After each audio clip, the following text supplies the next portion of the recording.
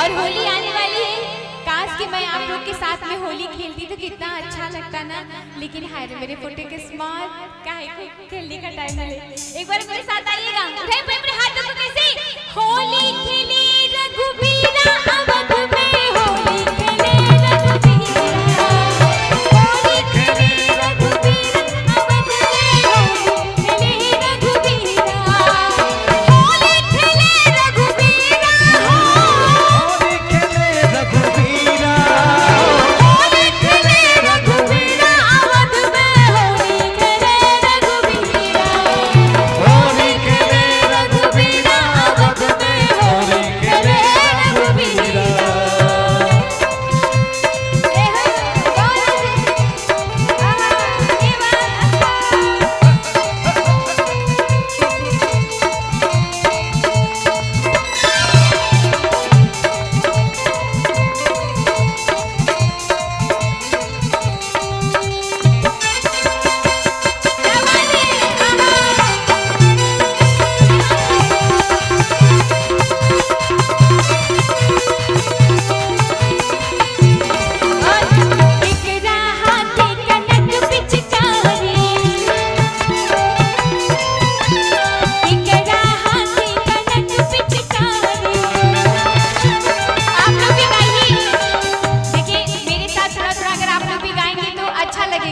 जब मैं बोलूंगी केकरा हाथे कनक पिचकारी तो आप लोग कहिएगा कनक पिचकारी, कनक पिचकारी, ठीक है?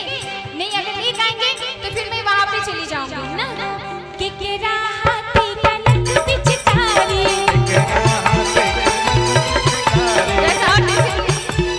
केकरा हाथे कनक पिचकारी,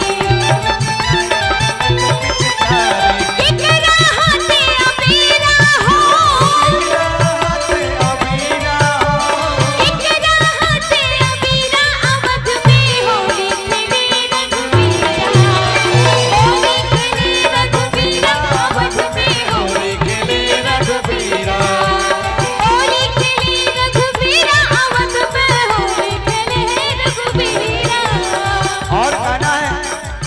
रगबर से भीगे चुनर वाले, रगबर से भीगे चुनर वाले, रगबर से भीगे चुनर वाले, रगबर से भीगे चुनर वाले, रगबर से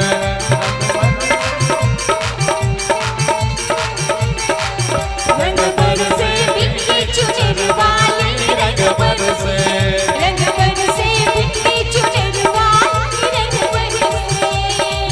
और सोने के थाली में चूना परोसल, जीवना परोसल हो, जीवना परोसल, सोने के थाली में चूना परोसल। और खाई गोरी का यार, मेरी ताली बजनी चाहिए। खाई गोरी का यार बलम तरसे मन बरसे,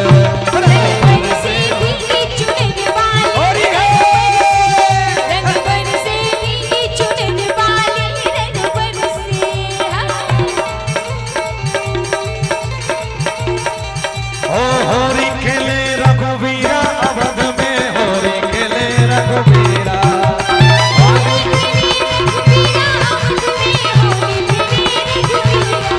ओ झुल मिलावे लोगे लुगाए, झुल मिलावे लोग लुगाए, भाई महारन में बीरा अवध में, होरी खेले रघुबीरा,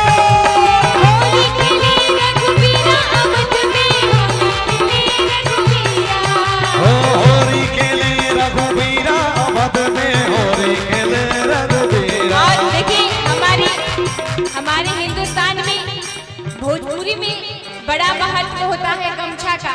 और चाचा जी गमछा लेके नाच रहे हैं और उधर भी एक दो गमछा है और कहना क्या, निकला गे मरद भोजपुरिया सखी, निकला गे मरद भोजपुरिया, निकला गे मरद भोजपुरिया सखी, निकला गे मरद भोजपुरिया, निकला गे मरद भोजपुरिया हो, भोजपुरिया निकला गे मरद भोजपुरिया सखी, निकला गे मरद